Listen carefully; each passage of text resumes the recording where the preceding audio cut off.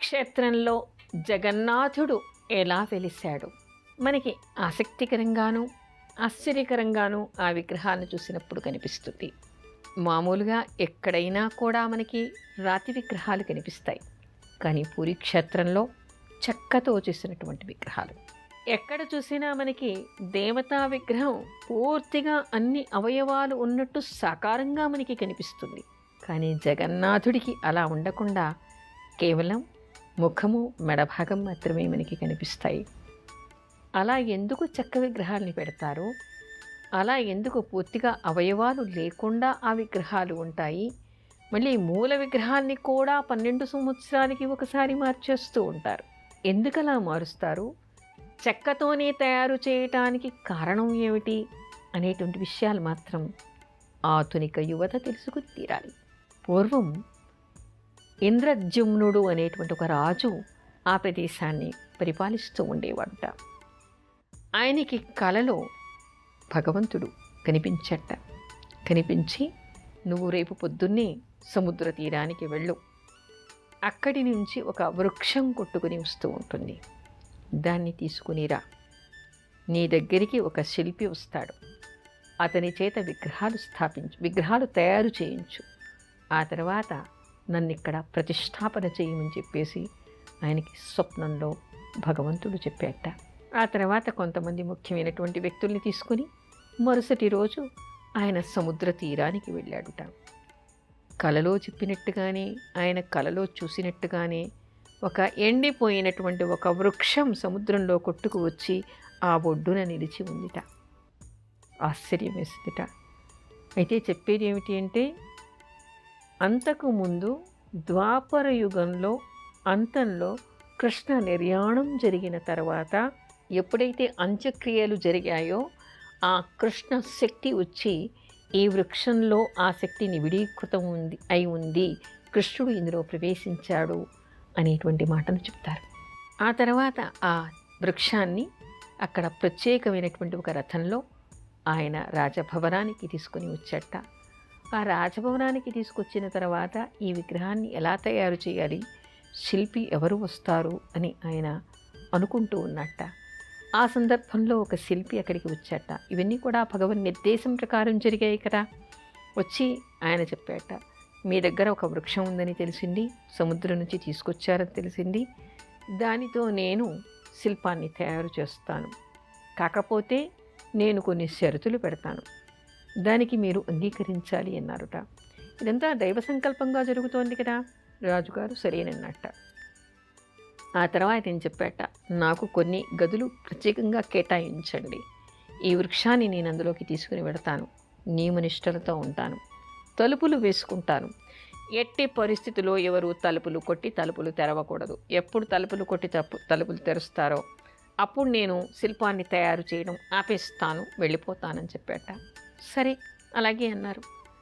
ఆ వృక్షాన్ని తీసుకుని ఆయన గదిలో ఉన్నాడు, తలుపులు వేసుకున్నాడు, బంధించుకున్నాడు, ఎవరూ లోపలికి రాకూడదు. ఏమిటో కొడుతున్నట్టుగాను కత్తిరిస్తున్నట్టుగా కోస్తున్నట్టుగా శబ్దాలైతే బయటికి వినపడదు. ఇప్పుడు మనం ఆవిడ్ని ఎందుకు స్మరించాలి అనేటువంటి విషయాలు తెలుసుకోవాలి. ఆషాఢ శుద్ధ అష్టమి అంటే దగ్గరలోనే ఉంది, మనకి 2 రోజుల్లోనే ఉంది. గోపురంలో ఉండేటువంటి సాంప్రదాయాన్ని అనుసరించి మనం కొంచెం ముందుగా ఎప్పుడు చెప్పుకుంటాం కాబట్టి ఇప్పుడు కూడా అలా ముందుగా చెప్పుకుంటూ ఉన్నాం. అయితే ఇక్కడ మహిషాసురమర్దిని అవతారాన్ని ఆవిడ ఎందుకు ఎత్తింది, ఎందుకు ఆ అవతారాన్ని ఆవిడ దాల్చింది అంటే, పూర్వం మహిషుడు అనేటువంటి ఒక రాక్షసుడు ఉండేవాడు. అతను దేవుడి గురించి, బ్రహ్మదేవుడి గురించి తపస్సు చేశాడు.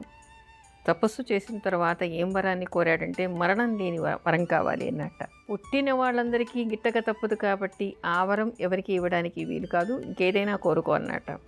అయితే ఏ పురుషుల చేతిలో నేను చావకూడదు అన్నట్ట.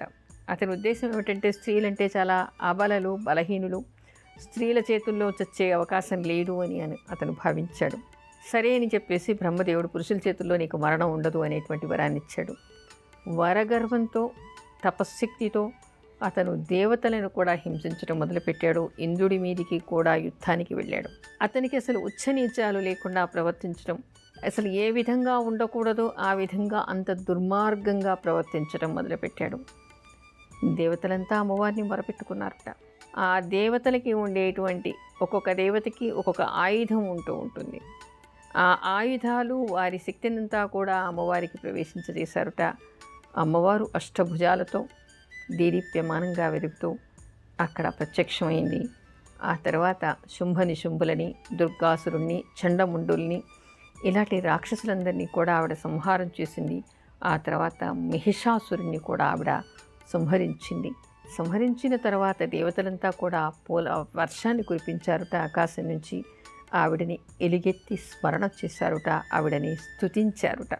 సకల దేవతలు కూడా ఆవిడని పూజించారుట. అంటే మనకి మామూలుగా కనపడుతూ ఉంటుంది. ఏమిటి?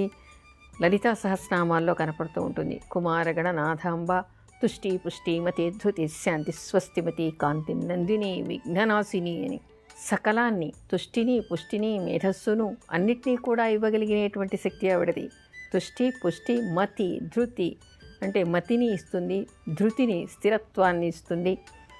అన్నిటినీ ఇవ్వగలిగేటువంటి శక్తి కలదానా అనుకో. ఆ అమ్మవారిని కొలవటం చాలా విశేషం. నిన్ను కొలిసినటువంటి వాళ్ళకి అన్నీ కూడా సమకూర్తాయి అని చెప్పేసి అమ్మవారిని వాళ్ళంతా కూడా స్తుతించారుట. అయితే అలనాడు మహిషాసురుణ్ణి సంహరించటం కోసం అని చెప్పేసి ఆవిడ అవతారాన్ని ఎత్తింది. మనకి చాముండి హిల్స్లో, కర్ణాటకలో చాముండి దేవాలయం కూడా ఉంది. ఆ చాముండియే మహిషాసురమర్థని. అయితే అలా ఆవిడ 3 సార్లు అవతారం ఎత్తిందిట. అయితే ఆవిడ అవతారం ఎత్తినటువంటి రోజు ఏది అంటే ఆషాఢ శుద్ధ అష్టమి రోజు ఆవిడని పూజించాలి అనేటువంటి విషయాలు మనకి ఆధ్యాత్మిక గ్రంథాల్లో కనిపిస్తూ ఉన్నాయి. మరి ఇప్పుడు ఆషాఢ మాసం 2 రోజుల్లో మనకి అష్టమి తిథి ఉంది. అందుకని చెప్పేసి ఆ రోజు అందరూ కూడా మహిషాసుర మర్దినిని పూజించడం విశేషమైనటువంటి ఫలితాన్ని ఇస్తుంది. అయితే అంతేకాదు, మహిషాసుర మర్దిని స్తోత్రం అనేటువంటి ఒక స్తోత్రం కూడా మనకి ఉంది. ఆ మహిషాసుర మర్దిని స్తోత్రాన్ని మనం ఎప్పుడెప్పుడు చదవాలి, ఏ సందర్భాల్లో చదవాలి? మరి అలనాడు మహిషాసురుణ్ణి వధించినటువంటి ఆ తల్లి ఈరోజు ఎదురుగా కనిపించేటువంటి మహిషులను కూడా వధిస్తుందా?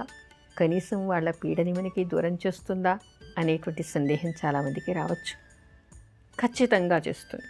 ఎందుకంటే చాలామంది వచ్చి చెప్తూ ఉన్నారు కూడా, మహిషాసుర మర్దిని స్తోత్రం చదువుకున్నప్పుడు దుర్మార్గుల బెడద దూరం అవుతుంది అనేటువంటి విషయాలు అలనాడే కాదు, పురాణాల్లో చదివే కథనమే కాదు, ఈనాడు నేటికి ఈ రోజుకి కూడా జరుగుతున్నటువంటి సంఘటనలు ఇప్పటికీ ఆవిడ ఆ అవతారంలో శిష్టులందరినీ, తన భక్తులందరినీ, సజ్జనులందరినీ రక్షిస్తుంది అనేటువంటి విషయం రుజువుతోంది. ఈ ఆషాఢ శుద్ధ అష్టమి రోజు ప్రత్యేకంగా అందరూ మహిషాసురమర్దినిని పూజించాలి. ఆ తర్వాత ఎప్పుడెప్పుడు అంటే ఏ సందర్భాల్లో మహిషాసురమర్దిని స్తోత్రాన్ని చెయ్యాలి? మహిషుడు అంటే ఏమిటి? పశుత్వం ఉన్నటువంటి వాడు. అంటే గేదె స్వరూపం, గేదెని మహిషం అంటాం మనం. అంటే ఏలాంటి విజ్ఞానము లేకుండా ఉన్నటువంటిది, పశుత్వం కలిగినటువంటిది.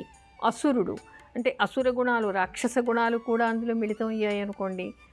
పశుత్వం ఉండి అసురత్వం ఉన్నటువంటి వాళ్ళు వివేకం, విజ్ఞానం, మానవత్వం అనేటువంటివి లేకుండా ఎంతో దుర్మార్గంగా ప్రవర్తిస్తూ ఉంటారు. అలాంటి ప్రవర్తనతో ధర్మంగా నడిచే వాళ్ళు ఎవరెవరు ఇబ్బంది పడుతూ ఉన్నారో వాళ్ళంతా కూడా అమ్మవారిని ఈ స్తోత్రంతో పూజించవచ్చు. ముఖ్యంగా ఏమిటంటే దుర్మార్గులు కొంతమంది వెంటాడి వెంబడించి హింస పెడుతూ ఉంటారు, కన్నీళ్లు పెట్టిస్తూ ఉంటారు, చెడు ప్రచారాలు చేస్తూ ఉంటారు, వెంటనే తిరుగుతూ ఉంటారు. అలా ఉన్నప్పుడు ముఖ్యంగా వయసులో ఉండేటువంటి ఆడపిల్లలకి ఇది చెప్పుకోలేనటువంటి బాధగా కనిపిస్తూ ఉంటుంది. చాలామంది అమ్మాయిలు వచ్చి వాపోతూ ఉంటారు, వాళ్ళు వెంట పడుతున్నారండి, వీళ్ళు ఫోన్లు చేస్తున్నారండి, వాళ్ళు మెసేజ్లు పెడుతున్నారండి, కాలేజీకి వెళ్తే కాలేజీకి వస్తుంటారు. ఆఫీసులో సహోద్యోగులు కావచ్చు, అధికారులు కూడా కొంతమంది ఇబ్బంది పెడుతున్నటువంటి వాళ్ళు కనిపిస్తూ ఉంటారు. ఉద్యోగం వదిలి బయటికి వెళ్ళలేరు,